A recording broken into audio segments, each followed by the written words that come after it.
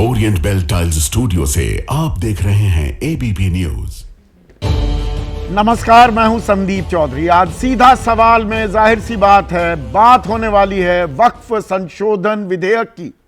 चर्चा जारी है राज्यसभा में। लोकसभा में यह पास हो चुका है। कल देर रात, आधी रात के बाद लोकसभा में यह पास कर दिया गया। 288 मत पक्ष में, 232 विपक्ष के। लेकिन अब सवाल यह कि दरअसल ये वक्फ संशोधन विधेयक, इसका पूरा नाम उम्मीद कह रहे हैं, पूरा नाम तो मुझे भी नहीं पता, मुझे देखकर पढ़ना पड़ेगा। Unified Waqf management empowerment efficiency and development bill. सत्ताधारी जो ये पास करा रहे हैं, ये भी कोई एक बार में पूरा नाम नहीं बोल पाएगा। उम्मीद बताई जा रही है। तो मुसलमानों में उम्मीद की किरण है या मुसलमानों में खौफ पैदा भी किया जा रहा है? इस बिल से डरे हुए हैं क्या? सरकार कह रही है लैंड जिहाद है, ये वक्फ के जरिए हो रहा था, उसे हम रोक रहे हैं। बीजेपी अगुवाई कर रही है, लेकिन बीजेपी कहती है हमें मुसलमान वोट बैंक की तो जरूरत ही नहीं। उनका कोई सांसद नहीं, विधायक भी नहीं है ज्यादातर जगह। तो ऐसे में सवाल उठता है कि जो दो अहम बैसाखी हैं, चार की बात करूंगा पर दो अहम पहले, the two ends, Nitish and Chandrababu Naidu, वो सरकार के साथ हैं और वो तो मुसलमानों के हक की लड़ाई की बात हमेशा करते आए हैं। और साथ साथ दो और छोटी बैसाखी हैं, चिराग पासवान और जयंत चौधरी, वो भी सरकार के साथ। वो अपने पैर में कुल्हाड़ी मार रहे हैं, सत्ता सुख ही भोगना है, इसलिए मुसलमानों को वो छोड़ने के लिए भी तैयार हैं। या दरअसल भ्रम फैला रहा है विपक्ष ये कहकर ये गैर संवैधानिक है, मुसलमानों को डराया जा रहा है, अब मुसलमान, फिर उसके बाद सिखों की भी बारी आ जाएगी, ईसाइयों की बारी आएगी, हिंदुओं की भी बारी आ जाएगी। सरकार जमीन के सौदे करती घूम रही है। ये दरअसल किस तरह की राजनीतिक सौदेबाजी हो रही है और किसको इग्नोर किया जा रहा है, किसको डराया जा रहा है, या दरअसल बदलाव की जरूरत थी और बदलाव का वक्त आ गया है। इसी पर आज मैं चर्चा करने वाला हूं। ऐसे में आपकी राय, आपके सुझाव और आपके सवाल, उनका रहेगा इंतजार, क्योंकि अब वो सीधा सवाल के बन चुके हैं अहम हिस्सा। कुछ खुलासे भी करने वाला हूं, कुछ लोग अनकंफर्टेबल भी होने वाले। उम्मीद, मुसलमानों के लिए उम्मीद के तौर पर सरकार पेश कर रही है। सबसे पहले सबसे अहम बात, लोकसभा में यह पास हो गया है विधेयक, राज्यसभा में चर्चा चल रही है। 1 बजे यह चर्चा शुरू हुई, कुछ घंटों में चर्चा मुकम्मल हो जाएगी। और जो वहां का अंक गणित है, यह तय मानकर चलिए दर्शकों, इसमें कोई इफ्स एंड बट्स वाला खेल होता नहीं दिख रहा है, गुंजाइश भी नहीं दिख रही है। इस वक्त राज्यसभा की जो स्ट्रेंथ है वो 236, यानी कि 119 का बहुमत का आंकड़ा, और इसमें एनडीए गठबंधन के 123 सांसद हैं, इंडिया गठबंधन 86, महज 86, और अन्य में ज्यादातर ऐसे जैसे एआईएडीएमके, बीजेडी ने अब कह दिया है कि भाई अपने विवेक के अनुसार आप कर सकते हैं। लोकसभा में विरोध किया इसका, लेकिन अब कह रहे हैं अपने विवेक का इस्तेमाल कीजिए। 7 उनके भी सांसद हैं, मतलब वो पाला बदल गए, उनका मन बदल गया है। अब वो बीजेपी के साथ आ रहे हैं, जिसे वो धुर विरोधी भी मानते हैं। तो कहने का मतलब ये तय मानकर चलिए कि वक्फ संशोधन विधेयक, वक्फ संशोधन कानून बन जाएगा आज देर शाम तक। अब सवाल ये कि ये इतना घमासान इस पर क्यों मचा हुआ है, और 11वां साल है मोदी सरकार का, अब लाने की जहमत या नौबत क्यों उठाई? वैसे पिछले साल आ गया था, फिर जेपीसी में गया, और अब कि नहीं पास कराना ही कराना है हमें, कि मुसलमानों की उम्मीद, फिर से मैं वो शब्द इस्तेमाल करूंगा, मुसलमानों के भले के लिए हम कर रहे हैं। एक भी मंत्री नहीं मुसलमान केंद्र सरकार में, एक भी सांसद नहीं लोकसभा में, एक भी विधायक नहीं यूपी जैसे राज्य में। 80-20 की बात खुलकर वो करते हैं, उनके नेता ये कहते पाए जाते हैं, एक नहीं दर्जनों लंबी कतार है कि हमें मुसलमानों का वोट चाहिए ही नहीं। तो मुसलमानों की इतनी भलाई की नौबत या इतनी जरूरत सरकार ने महसूस क्यों की, यह अपने आप में एक सवाल है। अब सोनिया गांधी ने आज कहा कि यह तो जबरन पारित कराया जा रहा है। भाई, डेमोक्रेसी इज अबाउट नंबर्स, जमहूरियत, लोकतंत्र आंकड़ों का खेल है, आंकड़े जिसके साथ वही सही। वो कह रही हैं यह संविधान पर खुला हमला है और बिल के जरिए ध्रुवीकरण करना चाहती है बीजेपी, हिंदू मुसलमान करना चाहती है। अब अगर इस दावे में दम है तो जेडीयू और टीडीपी वो किस दबाव में ये बात मानेंगी? वो तो मुसलमानों के हक की लड़ाई की बात लगातार करते आए हैं। पसमानदा मुसलमान वो तो एक अहम वोट बैंक बने हुए हैं नीतीश कुमार के। कुल मिलाकर 17.7% वोट बैंक है मुसलमानों का बिहार में, और इनमें 73% पसमानदा हैं, यानी कि 12.5% के करीब। और 54 सीटें ऐसी हैं 243 में से बिहार में जहां पर मुसलमान तय करते हैं कि कौन जीतेगा। यह बात और है कि 2020 में 19 मुसलमान विधायक तो बने, लेकिन जेडीयू का इनमें से एक भी नहीं था, जबकि 2015 में 24 मुसलमान विधायकों में से 5 जेडीयू के थे। अब जेडीयू के लोग कह रहे हैं ये पसमानदा मुसलमानों के हक की बात है।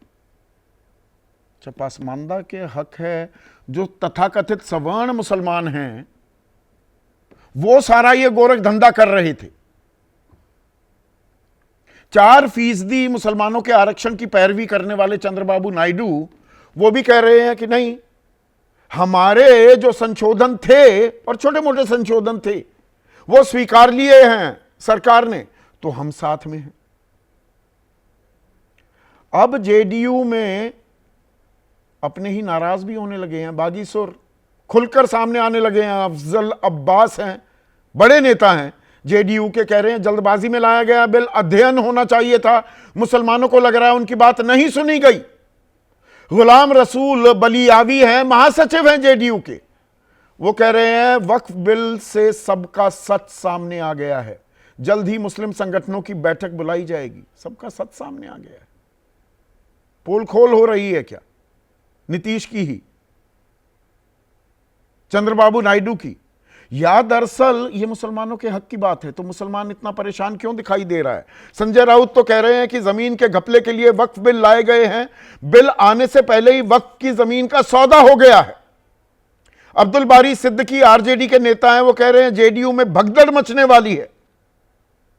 जबकि जेडीयू के नेता संजय झा कह रहे हैं चर्चा के बाद हर तरह का भ्रम दूर हो गया है। चिराग पासवान कह रहे हैं, केंद्रीय मंत्री भी हैं, कि विपक्ष का काम झूठ बोलना और भ्रम फैलाना रह गया है। राहुल गांधी खुद सदन से गायब थे। यहां एक बात ठीक है कम से कम चिराग पासवान की, इतना हल्ला काट रहा है विपक्ष।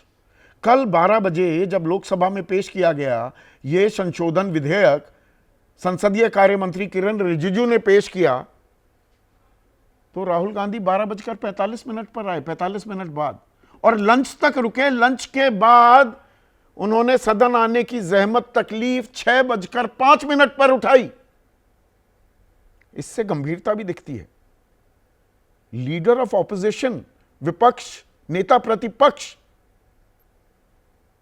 वो गैर जरूरी समझ रहे हैं, फिर होने दीजिए पास, जैसे 2013 में हुआ था। अब यहां एक खेल है। 2013 में वक्फ संशोधन विधेयक मनमोहन सरकार लाई थी और उसका आधार था के रहमान खान की अगुवाई वाली जॉइंट पार्लियामेंट्री कमेटी।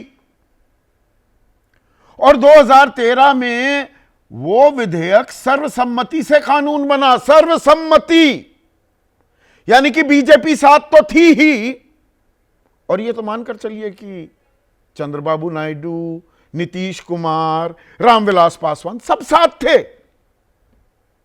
अब कल गृह मंत्री अमित शाह तो कह गए 2013 का जो कानून आया था वो ना आता तो हमें ये कानून लाने की नौबत ना आती। पर भाई आप लेकर आए, आपने सर्वसम्मति से उस कानून को लाने में अपनी भागीदारी निभाई, और यही बात खत्म नहीं होती। 2014 के अपने मैनिफेस्टो में क्या लिखा? Empower Waqf boards in consultation with religious leaders taking steps to remove encroachments from and unauthorised occupation of Waqf properties. ये मैं 2 दिन से आपको बता रहा हूं, आज संसद में भी बताया, कार्यक्रम नेता भी देखते हैं हमारे वाला काफी जोर शोर से। तो वो ये कह रहे हैं कि कदम उठाए जाएंगे जो अतिक्रमण और अवैध कब्जे वक्फ संपत्तियों के किए जा रहे हैं, उस दिशा में हम कदम उठाएंगे। बीजेपी कह रही थी 2014 में, अब कह रहे हैं नहीं जी, लैंड जिहाद का जरिया बन गया है, वक्फ का खौफ हो गया है, जमीनें लिखवाई जा रही हैं। तो आप कानून क्यों पास करा रहे थे? 2014 में इसका जिक्र क्यों कर रहे थे अपने मैनिफेस्टो में? शाहनवाज हुसैन लोकसभा में और मुख्तार अब्बास नकवी राज्यसभा में क्यों समर्थन करते पाए दिखाई दे रहे थे?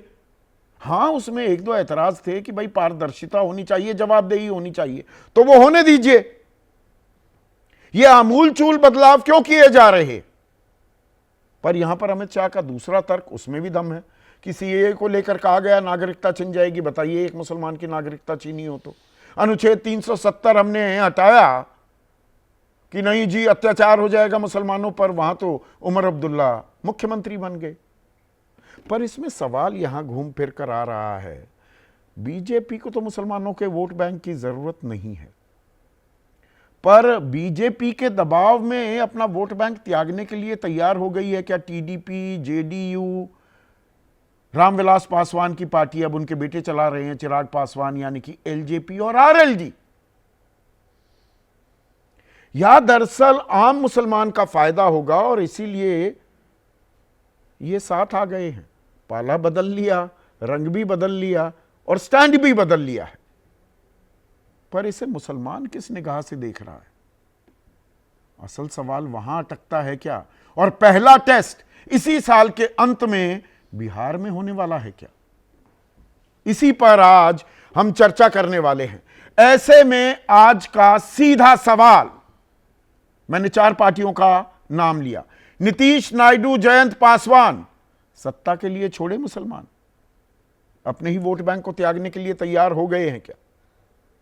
और ये तो हमेशा सेक्युलरिज्म की बात करते थे, धर्मनिरपेक्षता की दुहाई देते थे, और पुरानी विरासत है भाई। रामविलास पासवान ने तो गोधरा में जो दंगे हुए उसके चलते एनडीए का साथ छोड़ दिया था।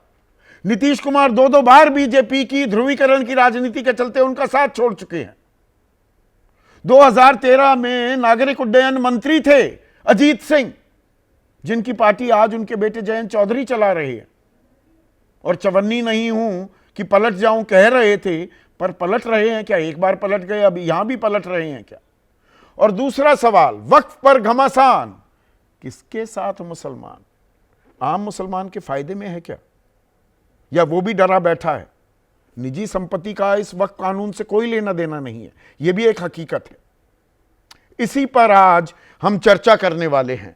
ऐसे में मेरे साथ जो मेहमान जुड़ रहे हैं उनका भी हम परिचय आपसे करा दें। एनडीए खेमे से जेडीयू के युवा चेहरा, उनके राष्ट्रीय प्रवक्ता अभिषेक झा, एलजेपी रामविलास पासवान गुट के नेशनल वाइस प्रेसिडेंट और मुख्य प्रवक्ता एके वाजपेयी, ज्योत्सना तिरुनागरी राष्ट्रीय प्रवक्ता हैं टीडीपी की, यानी कि चंद्रबाबू नायडू की पार्टी की, कांग्रेस के राष्ट्रीय प्रवक्ता अखिलेश प्रताप सिंह, समाजवादी पार्टी के राष्ट्रीय प्रवक्ता फराज किदवई, जाने माने राजनीतिक विश्लेषक अभय दुबे, और वरिष्ठ पत्रकार, किसी परिचय के मोहताज नहीं, विजय त्रिवेदी मेरे साथ स्टूडियो में हैं। अभिषेक झा, आपके तो अपने ही नाराज होने लगे, अफजल अब्बास, गुलाम रसूल बलियावी, कासिम अंसारी ने भी पार्टी छोड़ दी है। वो कह रहे हैं कि भाई जल्दबाजी में लाया गया है बिल, मुसलमानों को लग रहा है उनकी बात सुनी नहीं जा रही। अनसुनी कर दी आपने, अपने ही वोट बैंक की बात आप अनसुनी कर रहे हैं क्या? एकदम ऐसा नहीं है संदीप जी। नीतीश कुमार जी ने आज तक जितना काम किया है मुस्लिम समाज के लोगों के लिए, वो अभूतपूर्व रहा। बिहार में एक ऐसा माहौल तैयार किया जहां सामाजिक और सांप्रदायिक सौहार्द है। इस वजह से सबकी पहली पसंद नीतीश कुमार की है। अब कुछ विवशताओं को समझना जरूरी है। भाई होता यह है कि आप एक पार्टी, एक दल बनाते हैं, उस पर बहुत सारे लोग रहते हैं। 100% सबकी महत्वाकांक्षा, सबकी इच्छा के अनुरूप काम हो पाए, ऐसा कभी नहीं होता है। उसी में बहुत सारे लोग अपनी बातों को कहते हैं, विरोध करते हैं। सबके पास लोकतांत्रिक अधिकार है। वक्फ संशोधन बिल पेश होता है, हमारी पार्टी इसका समर्थन करती है। हमने बहुत सारे सुझाव दिए थे जेपीसी को, सब उसमें इनकॉर्पोरेट हुए। उसके बाद बिल आपके सामने आता है। हमारी पार्टी के वरीय नेताओं ने सदन के अंदर, सदन के बाहर सब कुछ रखा है। हमने भी कई डिबेट्स किए। अब पार्टी की एक आधिकारिक लाइन होती है, उस लाइन को हम लोग आपके माध्यम से दबाव जनता में आ तक गए पहुंचाते बीजेपी हैं। के। तो पार्टी की आधिकारिक लाइन आ बीजेपी चुकी अब है। बिग ब्रदर अब बन इससे गई, इतर वरना आप अपने हिसाब से बीजेपी को चलने पर मजबूर कर देते थे। ये सवाल इसलिए भी अभिषेक, 2013 में जब वक्फ संशोधन विधेयक आया था, एक मिनट सुनिए ना, कानून बना, उसको आपने समर्थन दिया, बीजेपी ने भी समर्थन दिया था। अब कल न जाने कहां से गृह मंत्री अमित शाह हमें समझा रहे थे, सदन को समझा रहे थे कि वो कानून ना बना होता तो हमें ये विधेयक लाने के लिए मजबूर ना होना पड़ता। अरे आपने तो समर्थन किया था, वो तो यूनानिमसली पास हुआ ना। तो ये फिर बदलाव की जरूरत कैसे आ गई, नौबत क्यों आ गई? आपने Sandeep ji, the only thing which is constant in this universe is change. जो सबसे स्थायी चीज इस ब्रह्मांड में है वो बदलाव। पलटी मार गए तो मतलब समय के साथ अगर लगता है कि किसी चीज में बेहतरी के लिए बदलाव कर सकते हैं, नहीं पलटी वाली सत्ता बात सुख के लिए ये और मैं पलटी एक और मार बात गए। का जवाब देना चाहता हूं। आपने कहा, नहीं रुकिए। अच्छा, क्या संदीप जी, आपने बिहार की पॉलिटिक्स को इतने करीब से कवर किया है, ग्राउंड पर उतर के हमने कई डिबेट्स किए हैं। आप भी दबाव की बात कर रहे थे, एक बिल के माध्यम से आप दबाव की बात करते हैं। हमारी पार्टी की कितनी सीटें हैं बिहार में आपको मालूम है।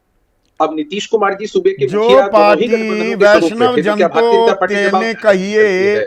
पर विवाद, गैर जरूरी विवाद बीजेपी के एक नेता अश्विनी चौबे खड़ा करते हैं तो आंखें तरेरती है। यहां पर बिल्कुल मिमियाती क्यों दिखाई दे रही है? क्यों, कहां में भी आ रहे हैं? सवाल ही नहीं पैदा होता है। मुसलमानों की हकमारी कहीं होगी तो हम अब चुनौती के लिए तैयार हैं। लेकिन आप एक बात बताइए ना कि इस बिल से दिक्कत क्या है?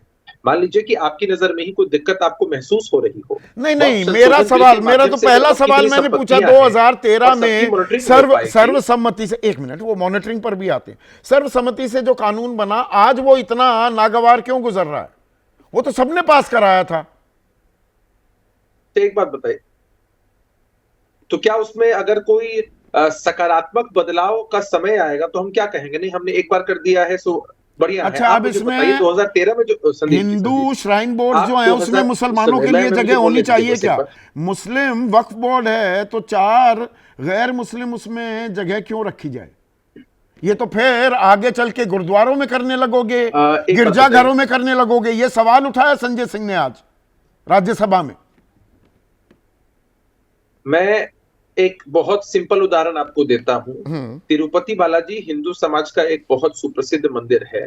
वहां भी तो उनकी जो कमेटी होती है उसमें नॉन हिंदूज हैं, और बहुत सारे स्टेट्स ऐसे हैं जहां के वक्फ बोर्ड में नॉन मुस्लिम्स भी हैं। मतलब प्रावधान है, आज तक हुआ नहीं। वहां से 12 लोगों को इसलिए निकाल दिया गया क्योंकि वो हिंदू परंपराओं, रीति रिवाजों का पालन नहीं कर रहे थे। कागज में होना और उसको दरअसल जमीन पर उतार देने में भी फर्क होता है।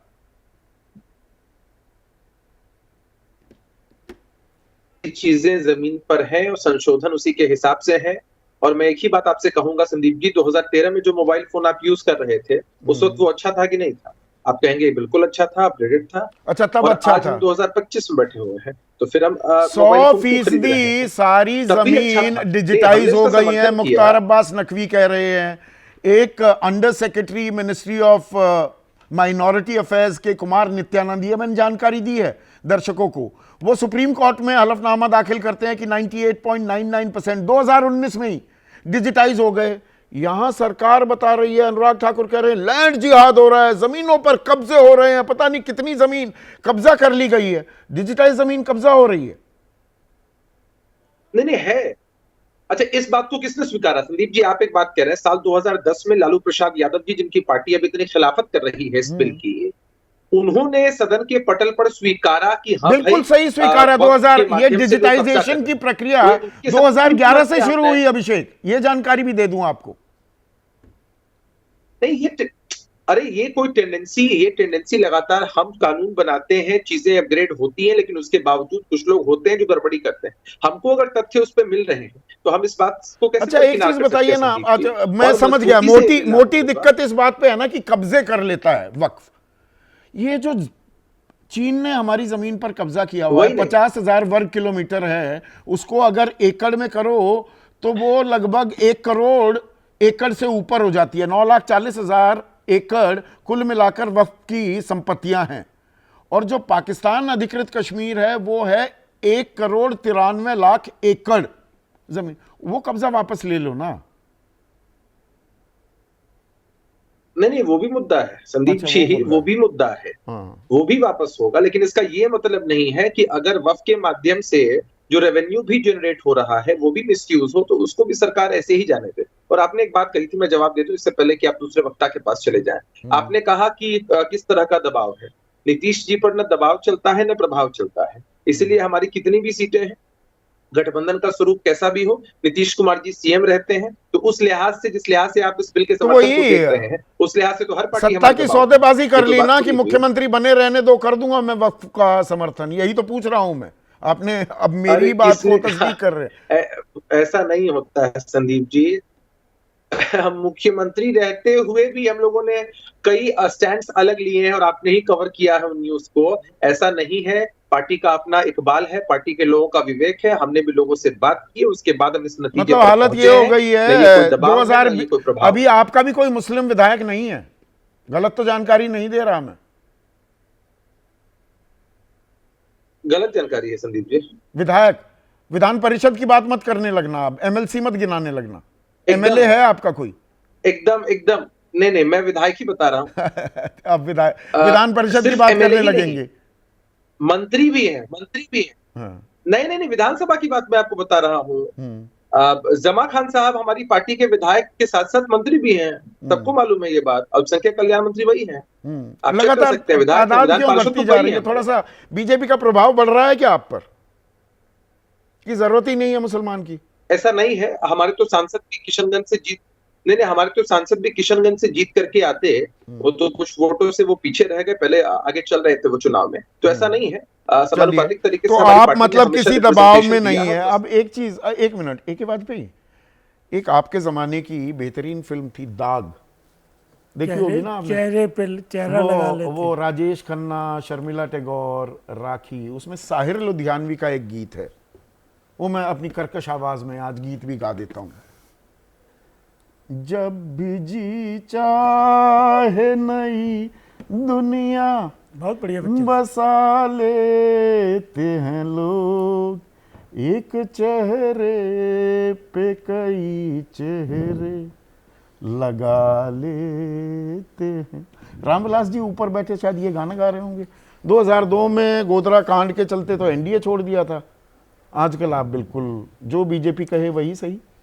नहीं, एक बात बताओ संदीप जी, गाना तो ठीक है, फिल्म गाना ठीक है, लेकिन ये प्रैक्टिकल लाइफ है। अच्छा, लाइफ का क्या है? व्यवहारिक राजनीति है ये। Yes, विचारधारा आप इसको छोड़िए, समझिए। नैतिकता छोड़िए। नहीं, ये नहीं कहा मैंने, आप मैं ऐड कर रहा हूं। हाँ, एड ऑन कर रहे हो। हाँ। देखिए, बात समझिए, पॉलिटिकल पार्टी हिंदुस्तान में जितनी हैं, उनमें से मेरे ख्याल 2 या 3 को छोड़ के एक पार्टी और बता दो जो कभी यूपीए में न रही हो या एनडीए में न रही हो। सबका यही सिलसिला है। नहीं, वो देखिए, तो और वो ये- रामविलास पासवान पर भी लागू होता था। हाँ, वो सबकी सरकारों में रहे, पर जहां पर असूलों की विचारधारा की बात आई वहां पर वो अड़ जाते थे। तो वो सिद्धांत आज भी वैसा का वैसा ही पूरी मुस्तैदी से खड़ा हुआ है। खड़ा हुआ है। किसी तरह का कोई समझौता चिराग बाबू ने न किया है न करेंगे। और मुसलमानों को खैर खा, जहां तक सवाल है ना, वो हमारी पार्टी पूरा शुरू से है। आपको एक वाक्य याद दिलाता हूं, 2005 का। 2 बार विधानसभा चुनाव हुए थे और हमारे पास 29 MLA थे। ये रामविलास जी की फोटो भी आ गई है। और हमारे पास एक तरह से चाबी थी, तो हमसे समर्थन माना गया और हमको ऑफर भी किया गया कि रामविलास जी आप मुख्यमंत्री बन जाइए। उन्होंने कहा ना, मैं नहीं बनूंगा। किसी मुस्लिम मुसलमान 2005 की बात कर रहे हैं आप, ये मुझे मालूम है। मुख्यमंत्री बनाइए। तो हम लोग तो वो स्टैंड लेने वाले हैं। और अभी गोधरा पे भी आपने बताया, हम लोग उस वक्त भी रिजाइन किया। तो हम बदलते नहीं है, चेहरे वाला जो मामला है ना, अच्छा, ये हम बदलते पे लागू नहीं नहीं होता। और क्यों नहीं होता उसका भी कारण है। जहां तक वक्फ से आप लिंक कर रहे हो ना, माफ करना, वक्त के जो जेपीसी बनी है उसमें हमारे एक मेंबर ऑफ पार्लियामेंट श्रीमान अरुण भारती जी जो मेंबर ऑफ पार्लियामेंट है, वो मेंबर थे। पूरा एक एक वर्ड बाई वर्ड एग्जाम। ये देखिए जेपीसी की बात करेंगे ना, मैं एक सेकंड के लिए रोक रहा हूं क्योंकि ये मुझे थोड़ी सी हंसी आ रही थी 2 दिनों से, और ये बात मैंने अभी साझा नहीं की दर्शकों से। और विजय भाई बताइएगा, मुझे मतलब ये हंसने लायक, ये डिलिशियस आयरनी जो होती है, ये जेपीसी इसकी अध्यक्षता की जगदंबिका पाल ने ठीक है 2013 में के रहमान खान की जेपीसी के आधार पर जो बिल लाया गया था वो कांग्रेस सरकार लाई, और जगदंबिका पाल उस वक्त कांग्रेस में थे, कांग्रेस के एमपी। आज वो बीजेपी के एमपी, और आज वो बता रहे हैं, नहीं एक सेकंड सुनो ना, गरिया रहे हैं उस 2013 के बिल को जिसको पास कराया था। सुन तो लो ना, सुन लो, थोड़ी इसको भी क्लैरिफाई कर लेते हैं। करिए ना, करिए ना। देखिए अमेंडमेंट करना कोई गुनाह है क्या? अगर 13 के बाद 25-24 में ये सोचा गया कि इसमें ये खामियां और रह गई हैं, तो उसको अगर हम खामी क्या थी, असल खामी क्या थी? असल खामी वही है, गड़बड़ वही है क्या? जो सेक्शन 40 है। वक्फ की लैंड कैसे डिक्लेयर होगी, कौन डिक्लेयर करेगा, सही डिक्लेयर होगी कि नहीं होगी, कि जहां रुमाल रख दिया वो वक्फ की हो गई, वो सबसे बड़े कपड़ा। अच्छा, ऐसे नंबर 1 हो जाता है, ऐसे यही होता है, हो रहा है, यही होता है। मैं आपको एक लेटेस्ट digitized एग्जांपल, मैं केस खुद कर रहा हूं, एक केस का उदाहरण देता हूं आपका। एक दरगाह है, नाम भी लेता हूं, शुकाबाद में, और उस दरगाह की जमीन है करीब 5 एकड़ के करीब। एक दिन सर्वेयर आए वक्फ बोर्ड के, और वहां पे कौन आदमी मिला कौन नहीं मिला उनकी स्टेटमेंट रिकॉर्ड करी एक पन्ने की, और उसके बेस पे गजट नोटिफिकेशन कर दिया कि ये लैंड आज से वक्फ है। वो मुकदमा हम कोर्ट में लड़ रहे हैं। तो कोर्ट जब में ये मुकदमा है ना, न्यायिक प्रक्रिया है ना, बिल्कुल है, इक्का दुक्का, मतलब मैं ये पहले भी पूछा, आपसे आज पूछ रहा हूं क्योंकि आप जाने माने वकील भी हैं। फिर तो वो जस्टिस वर्मा के घर में 5-6 बोरियां अधजले नोटों की मिली, तो सारे सुप्रीम कोर्ट के जजेस या दिल्ली हाई कोर्ट के सारे जजेस को हटा दो। ऐसा नहीं है, ऐसा नहीं है। नहीं, मैं जानना चाह रहा हूं। नहीं, देखिए ये बात को आप नहीं कर सकते अगर पूरी तरीके से एग्जामिन करोगे कि भ्रष्टाचार वहां बहुत ज्यादा है, नहीं तो गड़बड़ी बहुत ज्यादा है, हर व्यवस्था में गड़बड़ी होती है, उसी के लिए संशोधन होते हैं, कॉन्स्टिट्यूशन में भी संशोधन होते हैं। हमने कोई पूरा बिल स्क्रैप नहीं कर दिया है, उसमें कुछ ना कुछ अमेंडमेंट नहीं। कल तक तो ये था बीजेपी के घोषणा पत्र में कि वक्फ की जमीनों पर अवैध कब्जे हो रहे हैं और अतिक्रमण हो रहे हैं, उनको हटाएंगे। अब ये 10 साल में बिल्कुल यू टर्न कैसे आ गया कि नहीं वक्फ कब्जे करता है। अरे सुन लो ना, अभी भी वही सिलसिला है। अच्छा, अभी भी वही सिलसिला है। होता क्या है कि वक्फ की जमीन है, मान लो पहली बात तो वो गलत तरीके से आई है, उसके बावजूद उस जमीन को आपने लीज कर दिया। मान लो 5 एकड़ लीज है और वो किसी अपने रिश्तेदार को या किसी को दे दी और 10,000 रुपए महीने पे दे दी, तो वो गड़बड़ी सुधारने के लिए, इस तरह की बहुत सी गड़बड़ियां हैं, उनको सुधारने के लिए कुछ अमेंडमेंट लाए हैं। ये कोरी नारेबाजी है, कोरी गुमराह करने की राजनीति है, मुद्दे इनके पास है नहीं। और ये क्या दरअसल ये आप ही पे लागू होते हैं ज्योत्सना, मुद्दा है नहीं, टैरिफ वॉर चल रहा है, वो ट्रंप लगे पड़े हैं, 24% टैरिफ लग गया है भारत पर, ये चर्चाएं, आम आदमी को नौकरी चाहिए, नौकरी को छोड़िए, हिंदू मुसलमान का घमासान जारी रखिए, तो ले आइए वक्फ संशोधन विधेयक, और समर्थन करने के लिए आप मिल ही गए। वैसे कहते हैं आप कि हम मुसलमानों के हकों की लड़ाई लड़ते रहेंगे। संदीप जी एक बात बताइए, हमारी एक इकलौती पार्टी है जिसने जेपीसी की मांग करी है। टीडीपी ही ऐसी पार्टी है जिसने जेपीसी की मांग करी है, और हम लड़ रहे हैं, बिल्कुल मुसलमानों के हक के लिए हम लड़ रहे हैं, लड़ते भी रहेंगे, ये बात भी आप ध्यान में रख लीजिए। और आप ये बोल रहे हो हिंदू मुसलमान, यहाँ पे ऐसा चीज तो है ही नहीं ना संदीप जी। अच्छा। It's a statutory body. पहली बात, मेरी बात सुन लीजिए संदीप जी, ये तो स्टैट्यूटरी बॉडी है ना, धार्मिक संस्था तो है नहीं। पहली बात, स्टैट्यूटरी बॉडी है, उसके अंदर कुछ चेंजेस लाए गए हैं, वो भी भले के लिए लाए गए। मैं एक चीज बताती हूँ संदीप जी, विच आई एम बीन कोटिंग, कल से मैं ये चीज कोट कर रही हूँ, कई सारे चैनल्स में मैंने ये चीज कोट करी है।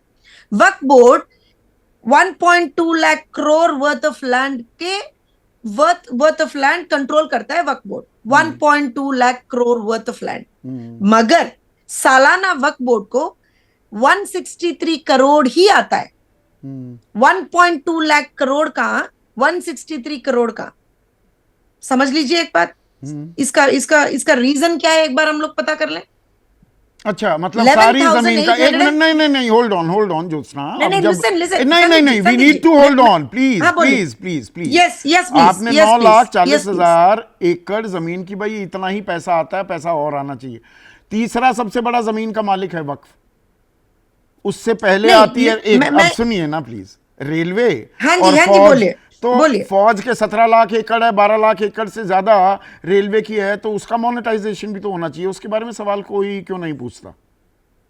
मैं इसलिए इसका जिक्र मैंने इसलिए किया, कई सारे ऐसे जमीन है वक्फ के लैंड से, मैं दूसरी चीजों की बात नहीं कर रही हूँ संदीप जी, कई सारे वक्फ के लैंड जो है एनक्रोच्ड है। मैं एक एग्जांपल दे दूं संदीप जी आपको, हैदराबाद में, कहीं नहीं, हैदराबाद में मुझे मेरे ख्याल से some hundreds of acres of waqf lands are under the control and encroached by Asaduddin Owaisi and his party leaders. तो वो तो हटाना था, वो 2013 में यही तो कानून बना था, वो हटाया क्यों नहीं? This is a fact. This तो is a fact. हटाया क्यों अभी नहीं? देखिए, अब मैं वही तो बोल रही हूँ आपको, डिजिटाइजेशन कहीं है ही नहीं।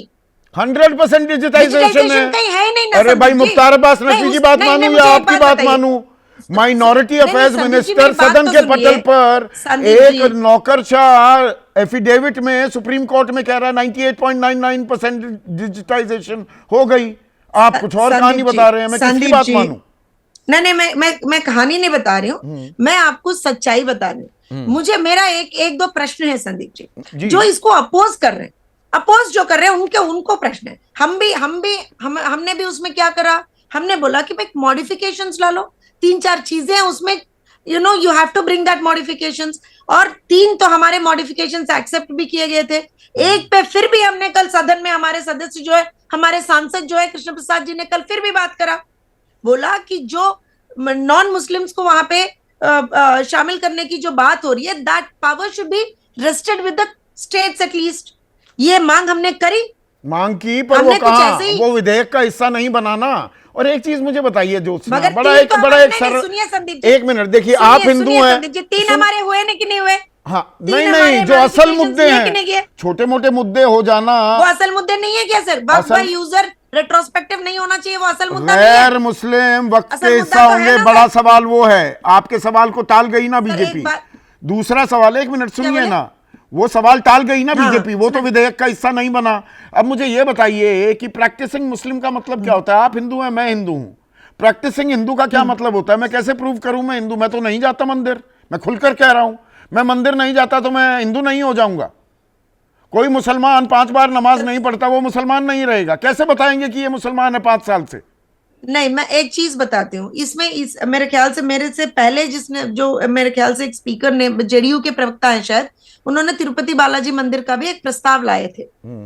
वहां के जो नॉन मुस्लिम्स को वहां लगाए गए, नॉन हिंदूज को जो लगाया, उसके बारे में भी एक प्रस्ताव आया था। प्रैक्टिसिंग मुस्लिम का मतलब ये रहता है, जैसे प्रस्ताव ही तो आया, वो कभी लागू नहीं हुआ ना, मैं यही तो बात कह रहा हूँ। सर मुझे बोलने, Sandeep ji this is not fair, you are not even allowing me to speak. हाँ बोलिए प्लीज। ये तो बात बनती नहीं है। आप ऐसा ना करो जैसे ऑपोजिशन वहां हमें बुलडोज कर रहा है पार्लियामेंट में, ऐसा तो ना करो। अरे आपको बुलडोज, 56 इंच की सरकार कौन बुलडोज कर पाएगा? हर जगह बुलडोजर चला रहे हो, यूपी से लेके मध्य प्रदेश से लेके महाराष्ट्र, सब जगह बुलडोजर चला दिया। मुझे कह रहे मैं बुलडोज कर रहा हूँ आपको। सुनिए, मैं एकलौती महिला हूँ आपके पैनल पे, थोड़ा मुझे ज्यादा मौका दीजिए, कुछ भी नहीं होता। जैसे हम अभी बिल में भी महिलाओं का हिस्सेदारी, 95 में आ गया था। Ma'am please let me correct you, it was not mandatory sir, it was not mandatory, now it is mandatory, isn't it और नॉट? सर 95 में जो चीज आ गई थी, अब उसका भी क्रेडिट लेंगे। मेरी एक विनती है, मेरी एक विनती है सर, चलो वो पहले से था, मान लो आप ही की बात मान लेती हूँ, संदीप जी की बात मान लेती हूँ, तो अभी फिर से हमने उसको रीइटरेट करा तो कुछ हो गया। चलिए बढ़िया है, बदलाव की जरूरत थी, बदलाव किया जा रहा है। नहीं, एक मिनट, अब सुनिए ना प्लीज मैम। अब अखिलेश प्रताप सिंह को ले आइए भाई, पीसीआर, आप भी थोड़ी मेहरबानी कर दिया करो मुझ पे। अखिलेश प्रताप सिंह, वक्फ का वक्त बदलने का वक्त आ गया था, तो इसमें परेशानी क्या? हर चीज वक्त के साथ कुछ कुछ नई जरूरतें पैदा होती हैं या समझ में आता है यहां पर दिक्कतें हैं, उनको दुरुस्त किया जा रहा है, तो इतनी परेशानी क्यों? देखिए, बात सही है, ये परेशानी आपको है। आप खामखा बीजेपी के लोगों और बीजेपी के अलायंस पार्टनर के ऊपर आरोप लगा रहे हैं। भाई इको कर रहे, मेरी आवाज ठीक कर दिए। सबको पता है, आपको भी पता है, देश को भी पता है कि आदरणीय मोदी जी, आरएसएस, बीजेपी और मीडिया के लोग पिछले 10 सालों से 18-18 घंटे काम करके मुसलमानों के लिए दिन रात उनकी उन्नति के लिए काम कर रहे हैं, उनके भलाई के लिए काम कर रहे हैं, भांति भांति के चीज़ों को ढूंढ के उनके हित के लिए काम कर रहे हैं। और उसी चीज़ों से प्रभावित होकर के उनके 4 पार्टनर जो हैं, नीतीश जी, नायडू जी, पासवान जी और जैन जी, अब वो लोग समझ गए कि भलाई इसी में है, तो साथ दे रहे हैं। आप उनके लेग पुलिंग कर रहे हैं, आप अभी भी नहीं समझ पा रहे हैं।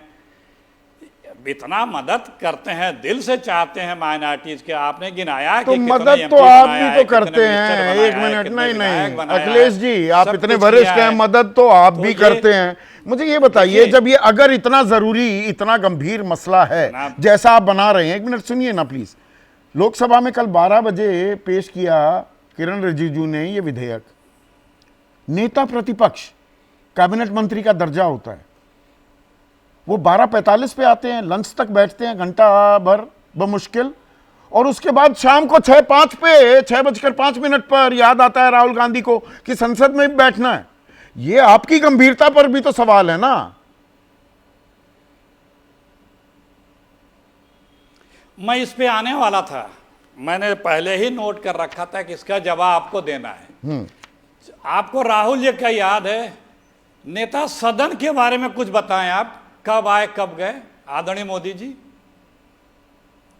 थोड़ा निष्पक्ष पत्रकारिता करिए। 2 wrongs don't make a right। दो चीजें अगर गलत हो रही हैं, आप मतलब नहीं, आप अपने सवाल का जवाब, आपकी गंभीरता पर भी तो सवाल होंगे ना। आप बता नहीं रहे ना, मैं क्या बताऊं इसमें? बीजेपी बुरा लग गया, प्लीज। नहीं, मुझे कतई बुरा नहीं लगा, आपने ठीक सवाल उठाया। मैं सवाल को गैर वाजिब नहीं कह रहा हूं, नहीं आए, मैं सवाल को गैर वाजिब नहीं कह रहा हूं। एक पक्ष का आप नहीं बता रहे हैं। नहीं, तो आप प्लीज दूसरे की बोलने दीजिए, दूसरे की कम आप नहीं बता भी नहीं पाएंगे, मैं आपको नहीं, मुझे मैं बताने के लिए क्यों बैठा हूं? मैं कह रहा हूं आपका सवाल गैर वाजिब नहीं है, पर मेरे सवाल का जवाब दीजिए ना। बताइए। दूसरे पर सवाल उठकर आप जवाब दे रहे हैं, ये जवाब हो गया क्या? नेता प्रतिपक्ष क्यों नहीं थे वहां पर? यह गंभीरता दिखाती है ना, कितने गंभीर हैं आप इस मसले पर। हाँ, वही तो मैं भी पूछ रहा हूँ, नेता सदन क्यों नहीं थे? नेता प्रतिपक्ष, वो तो आप कह ही रहे हैं कि वो गंभीर नहीं है, पर आप अपनी गंभीरता के बारे में बताइए ना। नहीं दे रही है। हाँ, नहीं, सुनिए, हाँ बताइए ना पहले प्लीज। पीसीआर को बोलिए मेरी आवाज ठीक करे। अरे भाई, पीसीआर ठीक करिए ना आवाज को। नेता प्रतिपक्ष के पास कई और भी कमेटी मीटिंग है, लेकिन मैक्सिमम टाइम वो थे। शाम को आए तो कब तक थे ये आपने नहीं बताया। शाम को जब आए तो कब तक थे ये आपने नहीं बताया, क्योंकि वो आपको बताने से आपका जो प्रश्न चिन्ह है वो हल्का हो जाएगा। अच्छा, हल्का हो जाएगा। दूसरा प्रश्न भी बता देता हूं ना, रुकिए ना अखिलेश भाई। शशि थरूर आपके वरिष्ठ सांसद है ना। नहीं, मैं सबसे सवाल पूछता हूं, ये मत मुझे सिखाइए। आप पत्रकारिता, आप मुझे क्या सिखाएंगे ना। मैं सीखता हूं जल्दी सी किसी और लोगों से। शशि थरूर, एक मिनट सुनिए ना। शशि थरूर कह रहे हैं बिल में 2-3 चीजें ऐसी हैं जिसकी मांग केरल में हो रही थी, हालांकि हमें कुछ प्रावधानों पर ऐतराज है। मतलब कुछ चीजें सही हो रही हैं, शशि थरूर कह रहे हैं। सुन तो लीजिए, तो बाकी सारे लोग सब कुछ गलत कर दें, और आपको मैं सिखाने वाला कोई नहीं हूं। बस आपको आपकी चीज ही आईना के रूप में बता रहा था कि आपने एक पक्ष का तो उदाहरण बढ़ चढ़ के ले लेते हैं और दूसरे के बारे में बताने में मुंह में दही जम जाती है। ये दही दुई, ये जो शब्द अभी 2 मिनट पहले आप तारीफ कर रहे थे कि आपने बहुत मौज ले ली बाकी सारे नीतीश, नायडू, इन सब की पार्टी के प्रवक्ताओं की। एक चीज कंसिस्टेंटली कहिए। अरे भाई, अब सुन तो लीजिए। हाँ। हाँ सुनिए, अब सुनिए, देखिए चक्कर क्या है अरे चौधरी साहब, ये जो बीजेपी है ना, इसके दो मालिक हैं, एक गुजरात वाला, एक नागपुर वाला है। ये बिल वही बनते हैं, मैक्सिमम बिल वही बताते हैं क्या बिल बनना है, क्या कानून बनना है, वही उसकी रचना करते हैं, चाहे कृषि बिल लीजिए, कौन लीजिए, और वो उन्हीं को सब कुछ चाहिए। और जो हमारे साहब हैं उन्हीं के लिए सब कुछ उन्हीं के लिए करते हैं, सब कुछ उन्हीं के लिए करते हैं। चीन जमीन कब्जा कर ले उस पर चुप रहेंगे, खामोश रहेंगे, जुबान नहीं खोलेंगे। सबसे ज्यादा जमीन और सबसे ज्यादा देश की संपदा बेचने वाली बीजेपी, इसी बीजेपी की सरकार हर चीज बेच दे रहा है, खरीदार मिले हर चीज बेच दे रहे हैं। वो चिंता कर रहे हैं वक्फी जमीन कोई और खरीद रहा है। अरे कोई और खरीद रहा है कि आप खरीदेंगे? ये आप अपने मित्रों के लिए तैयारी कर रहे हैं, क्या क्या नहीं आप बेच गोरख धंधा हो रहा था और आप प्रॉपर्टीज में वक्फ के नाम पर, उसको तो रुकना चाहिए ना अखिलेश जी। देखिए संदीप जी, देखिए ये तरीका यही नहीं रुकेगा। ये जो भूख है उन दोनों लोगों की, मालिकों की, सबका नंबर आएगा, सबका नंबर आएगा। अभी मुसलमानों का, फिर सिखों का, हाँ ये संजय सिंह ने चर्चों के पास भी जमीन है, मंदिरों के पास भी जमीन है। सुन तो लीजिए, सुनिए पूरी, हाँ पूरी बात करिए, बोलिए के पास भी जमीन है, चर्चों के पास भी जमीन है, मठों के पास भी जमीन है, जैन बौद्ध मठों के पास भी जमीन है, फिर दलितों के पास भी जो जमीन अलाट की गई है, दी है सरकार के द्वारा, सब पे आएगा। क्योंकि ये रहे रुकने वाले नहीं हैं, इनको सब कुछ चाहिए, इनको ठीक है। बात पूरी हो गई अब आपकी। फराज अहमद, अब फराज के दवाई स्क्रीन पर। फराज, ये आप लोगों को डरा रहे हैं क्या? आप ये कह रहे हैं वक्फ में कोई गोरख धंधे होते नहीं थे। आप 2 दिन पहले भी थे, जफर फारूकी का नाम लेकर आरोप लगाए थे सुरेंद्र राजपूत ने। 24 साल से अध्यक्ष बने हुए हैं, तो इस बात को क्या इनकार किया जा सकता है? अगर सफाई करने की मंशा है तो जैसे 2013 में सब साथ मिल गए थे, सर्वसम्मति से बिल पास हुआ, इस बार क्यों नहीं हो रहा? Sandeep ji, thank you very much. देखिए, जहां तक गोरख धंधे की बात है, तो गोरख धंधे तो आजकल, खासकर अगर मैं उत्तर प्रदेश की बात करूं, तो उसके हर डिपार्टमेंट में हो रहे हैं। क्योंकि हम वक्फ डिस्कस कर रहे हैं, इसलिए बाकी चीजों पर नहीं आएंगे। ये लखनऊ में एक बहुत बड़ा घोटाला सामने आया है। खैर, AK वाजपेयी जी को भी आपने गाना सुनाया, और आज उनकी मजबूरी है, हमसे सीनियर हैं, उनकी बहुत रिस्पेक्ट है, तो एक लाइटर नोट पे एक शेर उनको मैं सुना देता हूं संदीप, कि कोई मस्त है कोई तिश्न लब, तो किसी के हाथ में जाम है, मगर इस पे कोई करे भी क्या, ये तो मैं कदे का निजाम है।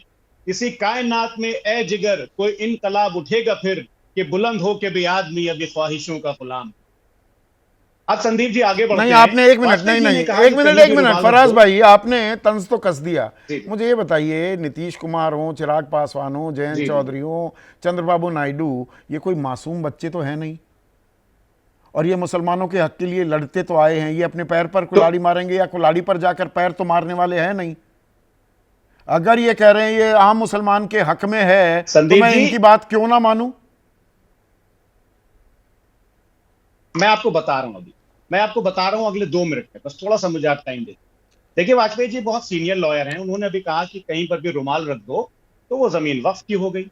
सर्वे कमिश्नर भ्रष्ट, चलिए मैंने मान लिया, हालांकि वो सरकार का भी होता है, वो रिकमेंड करता है वक्फ बोर्ड को, चलिए वो भी भ्रष्ट, मैंने वो भी मान लिया। लेकिन वक्फ बोर्ड जब स्टेट गवर्नमेंट को रिकमेंड करता है, उसके बाद में वो गेजेट में वो चीज आ जाती है, तो स्टेट गवर्नमेंट भी इसका मतलब भ्रष्ट। तो पूरा सिस्टम के ऊपर AK वाजपेयी जी ने सवाल उठा दिया। दूसरी बात, जमा खान साहब की बात हुई। जमा खान बहुजन समाज पार्टी से इलेक्शन जीते थे, 2021 में उन्होंने जनता दल यूनाइटेड ज्वाइन किया था, तो यहां पर JDU की बात भी ये निगेट हो जाती है। अब संदीप जी, मैं उल्टा आज आपसे अभी एक सवाल करूंगा। पहली बात तो मैं आपको बताऊं कि इस एक्ट से संदीप जी, भारतीय जनता पार्टी ने इस देश के लोकतंत्र पर, इस देश के संविधान पर और इस देश के कंसिस्टेंसी ऑफ लॉ पर, तीनों पर एक साथ हमला किया। अभी बात हुई, मैं तो देखिए बहुत ज्यादा मैं हिंदू मुसलमान में संदीप जी बिलीव नहीं करता हूं, लेकिन अभी बात हुई कि वहां साउथ के किसी मंदिर के हाँ, बारे में तिरुपति। जहाँ पे 18 लोग निकाल दिए गए थे। 12 नहीं, वो 18 था शायद संदीप जी। जी, तिरुपति में वो 12 नहीं 18 लोग थे, और वो इसीलिए निकाल दिए गए थे कि वो नॉन हिंदू प्रैक्टिस कुछ कर रहे थे। खैर, आप उसको छोड़िए। अभी भारतीय जनता पार्टी ये भ्रम फैला रही है कि जो अभी स्टेट वक्फ बोर्ड है उसमें खाली 2 नॉन मुस्लिम मेंबर। मैं तो चैलेंज करता हूं कि 7 आरएसएस के लोग उसमें हो सकते, 7।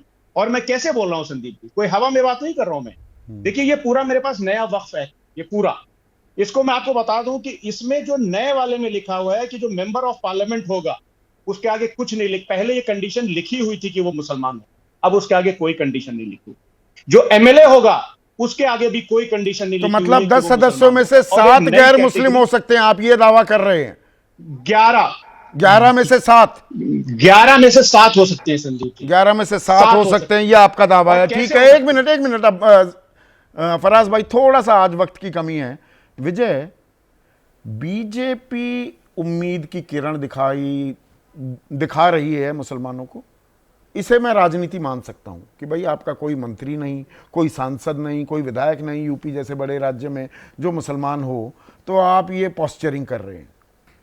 पर क्या बीजेपी ने नीतीश, नायडू, चिराग पासवान, जयंत चौधरी को भी अपनी परंपरागत राजनीति छोड़ने पर मजबूर कर दिया? बिल्कुल ठीक बात है। संदीप भाई, आपने दाग फिल्म का गाना याद किया तो मेरे को निदा फाजली साहब याद आए कि हर आदमी में होते हैं 10-20 आदमी, जिसको भी देखना हो कई बार देखना।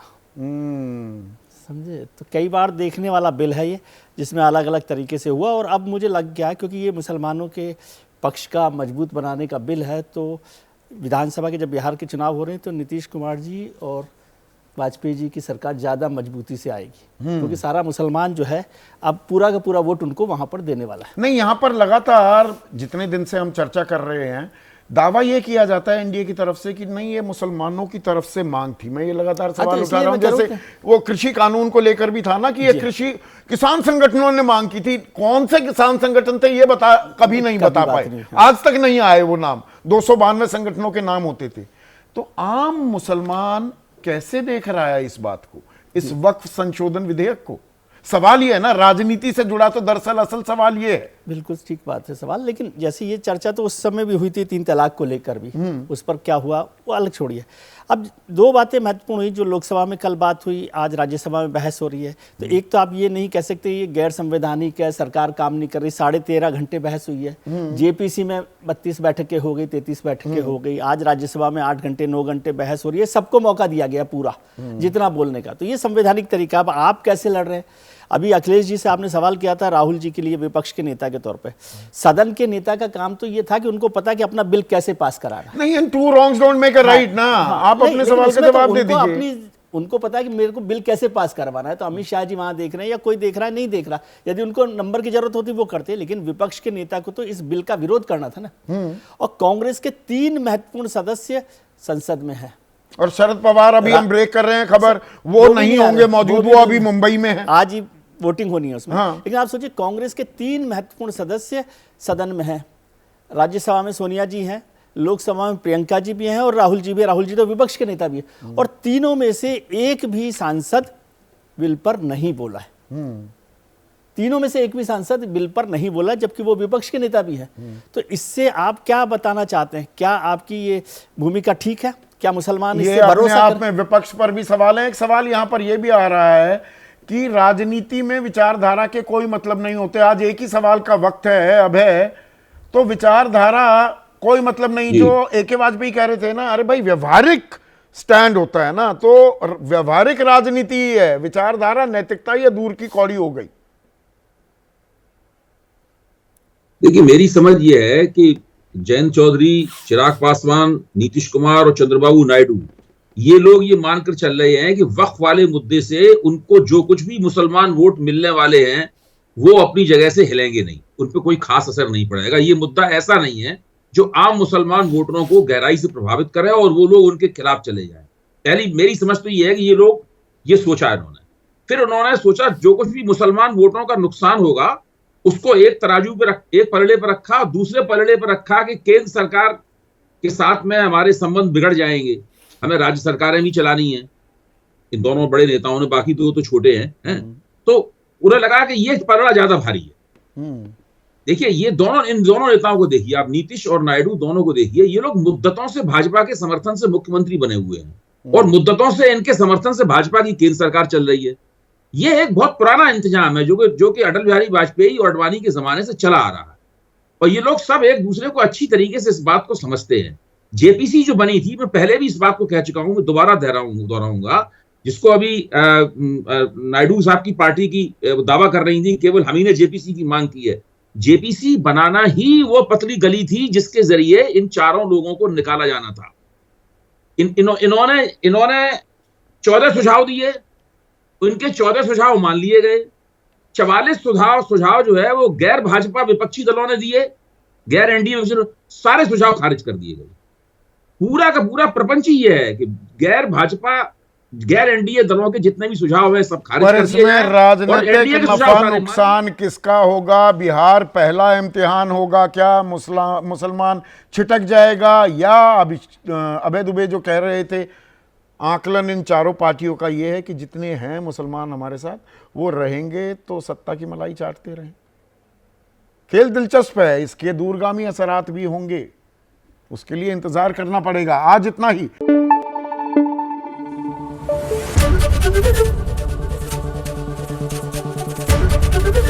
एबीपी न्यूज आपको रखे आगे।